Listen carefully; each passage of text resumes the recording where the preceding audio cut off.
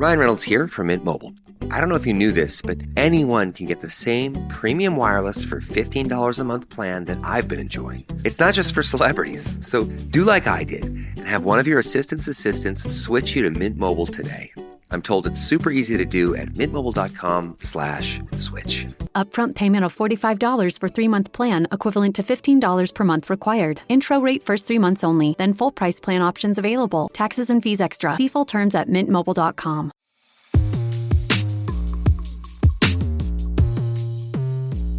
Hi everyone, it's Sanam Naragi Andalini of If You're in Charge. I'm excited to say that we are working on season 2 of our series, but for now, over the holidays, we wanted to share something a little bit different. We're partnering with Houses of the Moon. It's a theater company in the US, and I'm excited to share with you this episode of a 3-part documentary podcast that they're doing. It's like a radio play, and an old-fashioned radio play, called De Novo. And it's the story of a Guatemalan teenager, Edgar Chocoy, who faced deportation after fleeing to the US. The podcast is adapted from an acclaimed documentary play of the same name, and all of the script that the actors play out is actually the script from the court and the immigration asylum tribunal and the interviews and so forth. So it's very much sort of real life, but adapted by actors. And the story is both gut-wrenching and inspiring. So Edward Chocoy Guzman was 14 years old. Edward Chocoy Guzman was 14 years old in 2002 when MS-13, which is the largest gang in Central America, put a hit on his life. He decided to flee to the US, over 3,000 miles on his own, to try and find his mom, who had left him when he was a baby so that she could go work in the US and send money back home. Along the way, of course, he gets detained by Homeland Security, and they called him, or they nicknamed him, Lil Silent because of his timid nature. But he speaks clearly and loudly about his fear of being deported. Imagine this, that a 14-year-old boy is standing there in front of these security guys and saying to them, "I'm afraid to go back. They'll kill me." And the series, this 3-part series, is basically, as I said, the verbatim text from the court, the interviews and the letters and all the documents from the real life situation.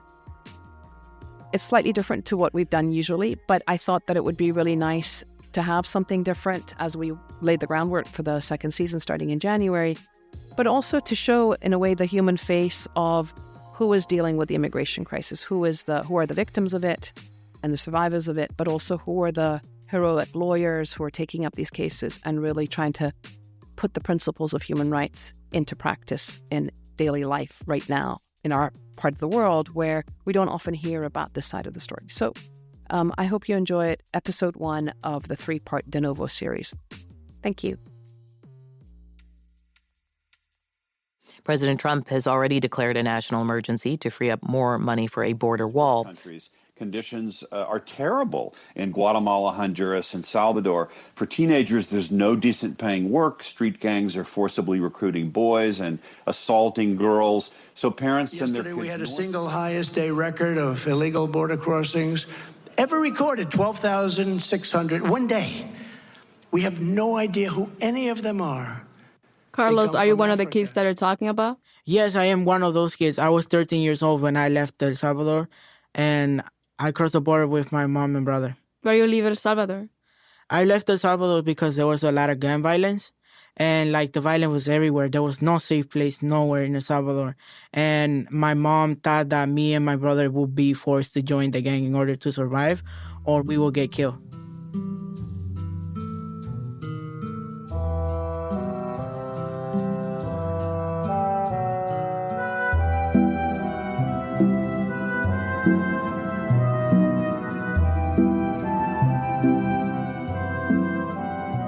You're listening to De Novo, a documentary drama from the Houses on the Moon Theater Company. We are going to tell you the true story of Edgar Chocoy, a teenager from Guatemala. Just like me, Edgar came to this country asking the USA for protection and not to send him back to his homeland.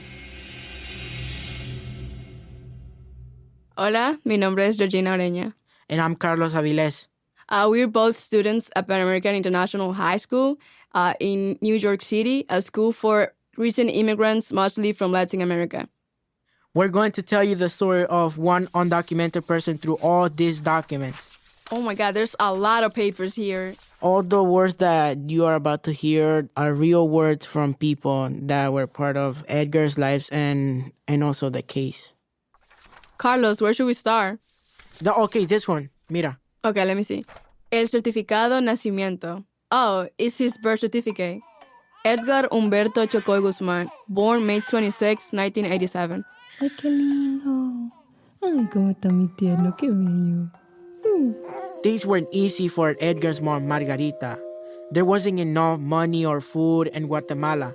And so when Edgar was just a baby, his mom had to make the hardest decision. When Edgar was 6 months old, I left him with mi papá y mi mamá and came to the United States. I came because, in reality, over there in Guatemala, if you buy for one child and the other goes hungry, so I said to myself, it's better if I leave. There's opportunity over there. So I came to the United States. But I would always send money for his food. I would send him clothes. Too bad I don't have the video because one time I sent Edgar and his brother a ring, a bracelet, and a chain. I would pay for it in installments, and he would say, look, Mama, here is the chain, the ring, and the bracelet that you gave me. I don't remember where the video is, though. But they never went without food or shelter. Edgar always had what he needed. I never abandoned him.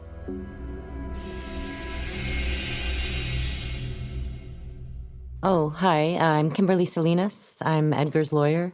I'm not Hispanic, just by marriage. Edgar's case, it came to me through a pro bono project. He came in shackled and cuffed, and then once he was in, they took off his cuffs and his shackles, and we just talked. He was never macho or aggressive or any of those gang-associated things at all. He was just a sweet kid. He was really kind of shy, so we talked about other things before we talked about his case. You know, we talked about his country. We kind of joked around a bit. I explained to him from the beginning that it was going to be tough, that the case was not going to be easy, and that it was kind of a long shot, but it was the only shot he had. Carlos, have you been in immigration court? I went to my first court 3 years ago, and it's a very unique feeling when you go to the court because you don't know what is going to happen. You don't know what is the judge going to decide for your life. Because when you go to these courts, you are basically fighting for your life. I want to know what actually happened in Edgar's court hearing. Can we look at the transcript? Yes. The first voice you're about to hear is the Judge James Bandello. Good afternoon, Mr. Chocoy. Would you please stand and raise your right hand, and I will swear you in. Por favor, párese y levante la mano derecha para jurarlo. Mr. Chocoy, that's the wrong hand. La derecha. Do you solemnly swear to tell the truth, the whole truth, and nothing but the truth, so help you God? ¿Jura decir la verdad, toda la verdad y nada más que la verdad con la ayuda de Dios? Sí. Yes. Be seated. Siéntese. Counsel, you may examine your client. Edgar, can you please tell me your name and age? ¿Puedes decirme, por favor, tu nombre y edad? Edgar Humberto Chocoy Guzman, 16 años. Edgar Humberto Chocoy Guzman, 16 years old. Where were you born? ¿Dónde naciste? En Guatemala. En Guatemala. Did you know your father? ¿Conociste a tu padre? Una vez lo conocí nomás. I just met him once. Who raised you? ¿Quién te crió? Mi abuelo. My grandfather. Who lived in the house where you grew up? ¿Quién vivía en la casa donde creciste? Mi tío, mi tía, personas que alquilaban apartamentos y mi abuelo. My aunt, my uncle, people that rented apartments, and my grandfather. What did your uncle do for work? ¿En qué trabajaba tu tío? Mi tío no trabajaba, nomás vendía drogas fuera de la casa. My uncle didn't work. He just sold drugs out of the house. Did your grandfather spend much time with you? ¿Tu abuelo pasaba mucho tiempo contigo? No, él trabajaba, iba a la iglesia. No, he worked and went to church. Did you have many friends as a child before you started school? ¿Tenías muchos amigos cuando eras niño antes de empezar la escuela? No, seguido pasaba solo en la casa. No, I often felt very lonely at home. Fui a la calle a buscar otros niños con quien estar. I went into the streets to find other kids to be with. Were most of the children in your neighborhood in Guatemala involved in gangs? ¿La mayoría de los niños en tu barrio en Guatemala estaban involucrados con pandillas? Sí. Yes. Where did you first meet the members of the gang Mara Salvatrucha? I'm sorry, what is the name of the gang? Mara Salvatrucha? Would you spell that for the record, Counselor? Yes. M-A-R-A is the first word. Second word is S-A-L-V-A-T-R-U-C-H-A. Thank you. When did you first meet the members of the gang? ¿Cuándo conociste por primera vez a los miembros de la pandilla? Tenía 10 años. I was 10 years old. How old were they? Tenían 18 o 19. Eran mayores que yo. They were 18 or 19, older than I was. Did you join the gang? ¿Te uniste a la pandilla? Sí. Yes. Why? ¿Por qué? Porque no tenía cariño con mi familia. Because I hardly had any affection with my family. Pensaba que eran la única familia que yo tenía. I thought they were the only family I had.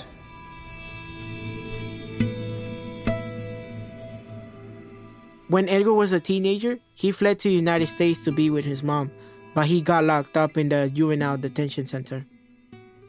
This is Santiago Sanchez. I'm counselor, mentor in juvenile hall in San Dimas, California. His gang name, they call him Lil Silent, because, Edgar was a very timid kid. He was very quiet, and the guys there at the camp, they would give him a hard time for it. He didn't speak any English, so it was even harder for him. But, I spoke to him in Spanish. I let him know where I was coming from, and I grew up in the same lifestyle.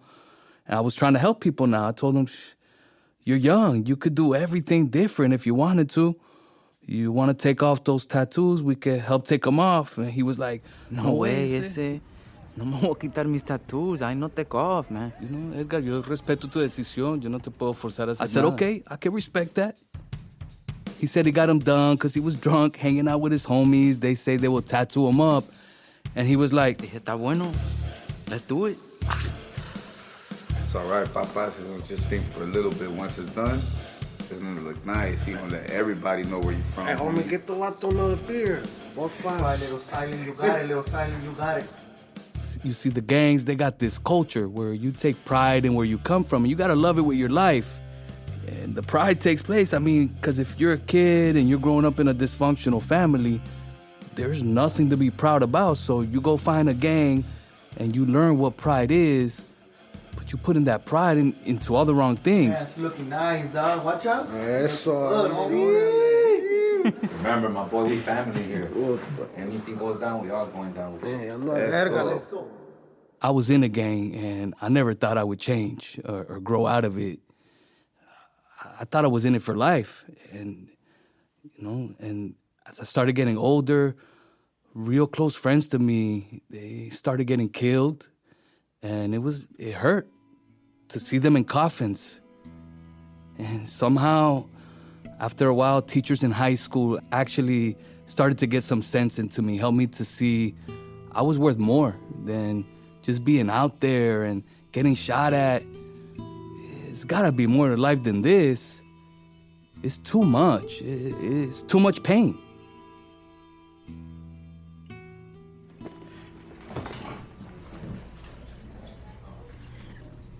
Ms. Salinas, counsel, you can continue to examine your client. What did you do with the gang Mara Salvatrucha? Ellos robaban cadenas y como relojes, cosas así, robaban y eso. They stole things like chains and watches, things like that they stole. Did you fight with the gang? Una vez me obligaron y fue muy feo. One time they forced me and it was awful. Después de eso me inventaba algo como que tenía que hacer un encargo para mi abuelo. After that, I always made up some excuse, like I had to do an errand for my grandfather. Did you ever see them hurt people? Así como pedradas, con piedras, con bates. Así golpeaban personas. Yes, they'd beat people like with rocks and baseball bats. Yo sé que matan personas. I know they kill people. Edgar, why did you decide to leave the gang Mara Salvatrucha?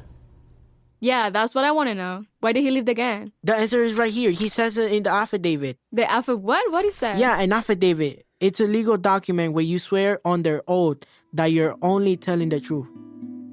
This is exhibit number 2 from Edgar's asylum case.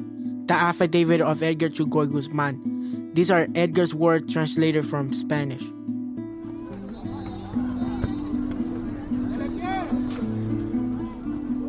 I met some other kids who played soccer on a soccer field outside of my barrio. They came from families who had money. Their families had businesses and owned farms. The older kids had cars. I wanted to hang out with them. I liked playing soccer. The guys from the gang didn't play soccer. They only stole and did drugs.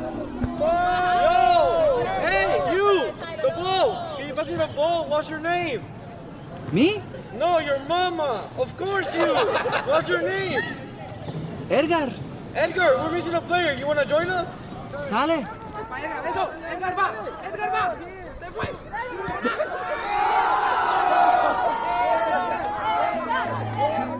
They began to invite me to their houses. We would play video games and stuff like that at their houses. Hey, Edgar, do you want to be in the picture with us? ¿Quieres salir con nosotros en la foto? Edgar, it's selfie time. Sí, dale, vente. Está bueno. Una, dos, y tres. Whiskey. And that opened up a whole world that he had never seen. This is Kim again, Edgar's lawyer. You know, here's a mother, here's a father, they're involved in a kid's life. And, you know, they come home, they ask them how their day was, or they make them food, or they just do the kind of things, you know, that parents do for kids that he never had. So he really became enamored with that. You know, you could really tell when he started talking about these other kids that that's what he really wanted. Edgar, why you dressed like that? Bro, you look stupid. You want to be a gangster? Come on. You look ridiculous. ¿Verdad? You know. I asked my mother in the United States to send me good clothes like these kids wore. She sent me good clothes and shoes, and I changed the way I dressed. I wanted to be like them. But then I went to school. Edgar, ¿dónde has estado, vato? ¿Por qué te vestías así? You look like a little puto. ¿Qué pasó? You don't claim your barrio no more? Ya no quiero estar en la pandilla. ¿Qué? I told them I didn't want to be with the gang anymore, and that's when the real problems began.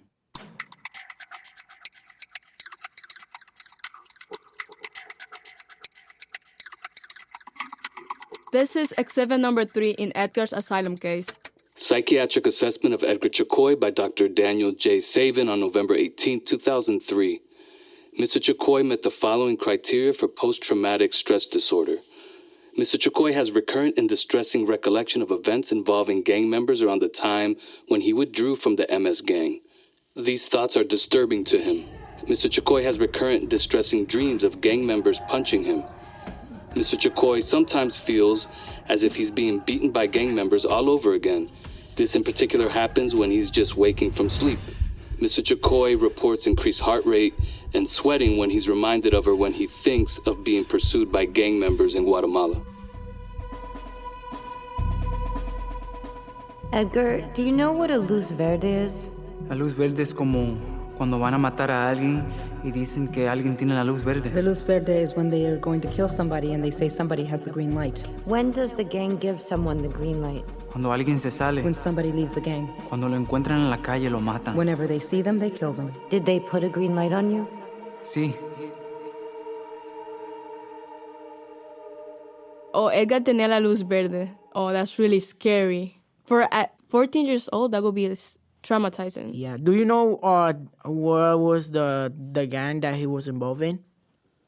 It was the Mara Salvatrucha, right? Yeah. Where did it start? It was in Guatemala or? Yeah, Mara Salvatrucha is very famous in Guatemala, in Honduras, El Salvador, but it started here in Los Angeles. What are you talking about? In Los Angeles? Yeah. How? We need to hear from an expert, to better understand this. Okay, let's hear. My name is Byron Vasquez. I was a columnist for 16 years and a reporter for the biggest paper in my country, Guatemala. These gangs and gang members are victims of the war. You see, the Civil War was created by the United States and my country, the CIA. It was a war born for no reason other than financial gain. The U.S. government had staged a coup of a democratically elected government to protect U.S. economic interests. I'm Chiquita Banana, and I've come to say bananas have to ripen in a certain way, and when they're flaked... What the United States did was to strengthen the Guatemalan army. She's responsible for the slaughter of about 150,000 Guatemalans. So in the 1980s, you get a big current of the population leaving, trying to find refuge in the USA. Gangs didn't exist in Guatemala. The gangs started to form here, primarily in California. I'm not an expert in the gang names, but I'm familiar with the reason for the formation. It's a product of the lack of attention, love, and the ignorance of their parents. These are people who were forced from their habitat, and when they go from one place to another, they have to survive. ¿Qué van a hacer? Well, the father has to work Monday through Saturday. The mother has to do the same. There's no attention to the children. There's no involvement in their education. This provokes that the children grow like trees gone wild. Now, in 1993, the Los Angeles Police Department creates a task force to get rid of the gangs. Police!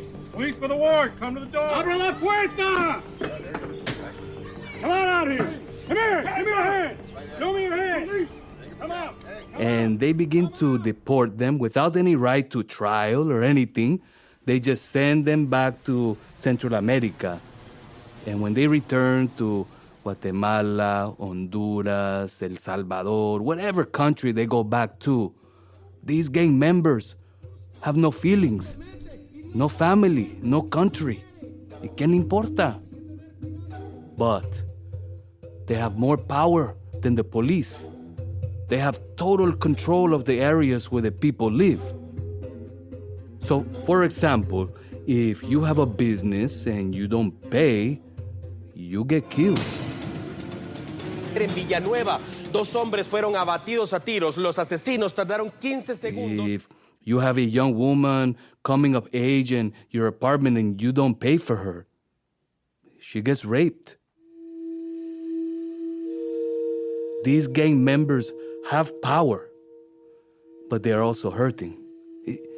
It's a sickness, a mental sickness of a community that has been orphaned by 2 nations. No queremos esa escoria en nuestro departamento. And what they are doing now in Guatemala is social cleansing. Marero muerto. Atentamente, Escuadrón de la Muerte. They are taking them out of the prisons into these ditches and they shoot bang, bang, and bang. What alternatives do they have? It's like when rats begin to infiltrate a place. What do? You have to kill them. You have to put out traps. In this country, you don't kill them. You send them away. Over there, they will kill them.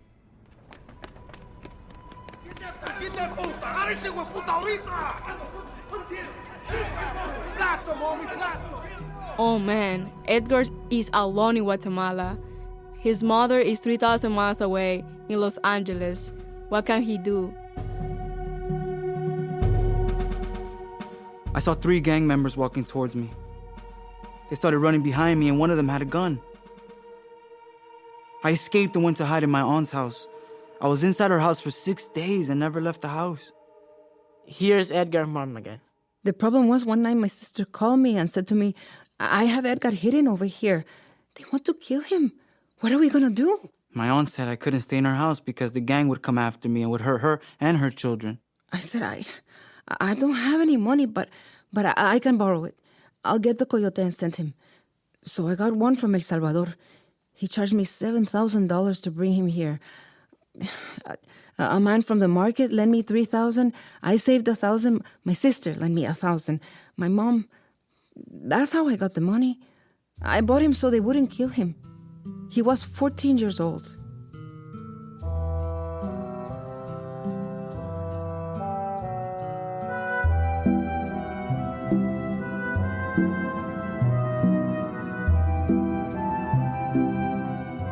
You've been listening to De Novo, a documentary drama from Houses on the Moon Theater Company. This was part 1 of 3. I'm Jeffrey Solomon, and I spoke the real words of Judge James Vandello. I'm Emily Weiner, and you heard me as Kimberly Salinas. Hey, I'm Camilo Almonacid, and I was speaking the words of Santiago Sanchez. And also Scott Johns, Byron Vasquez, Dr. Savin, and other roles. I'm Zuleima Guevara, and you heard me as Margarita Guzman. And also the court interpreter. I'm Manny Ureña, and I spoke the words of Edgar. Carlos Aviles voiced a gang member in Guatemala. Teen characters were played by members of the drama club at Pan American International High School in Elmhurst, Queens, including Jeffrey Caballero, Johan Cardoso, Cecilia Gonzalez, Jaylene Hernandez, Anthony Martinez, Marlene Perez, Alex Tenelema, Dulce Olavarria, Ángel Olavarria, Marlon Rodriguez, and Georgina Ureña. Current and former gang members were played by staff members at Homies Unidos in Los Angeles, including Aaron Escalante, Tony Gonzalez, William Melendez, and David Rodriguez. We're your hosts, Carlos Aviles and Georgina Ureña. The De Novo podcast is a production of Houses on the Moon Theater Company. It was directed and produced by Jeffrey Solomon, adapted from his play, De Novo, with translation by Paola Pucel, Carlo D'Amore, and Jose Aranda. The sound design and mix is by Barbados Kanak. Original music by Andrew Incavet. Executive producer Will Coley, Guatemalan cultural consultant Natalia Duran, legal consultant Kimberly Baker Medina, gang consultant Alex Sanchez. This program is supported in part by public funds from the New York City Department of Cultural Affairs in partnership with the City Council.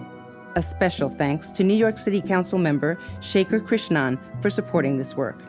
This program would not have been possible without the in-kind support from the Performance Studies and Music departments at New York University.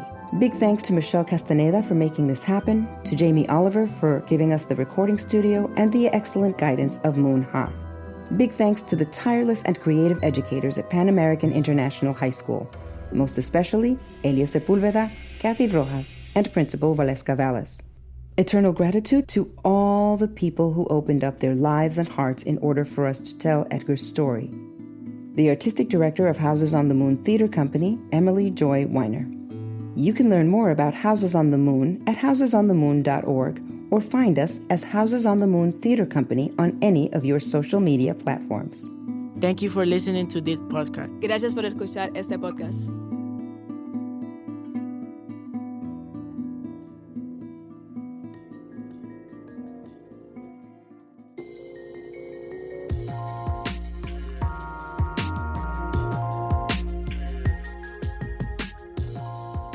So you've just been listening to the special episode from Houses on the Moon, a podcast partner of If You Were in Charge.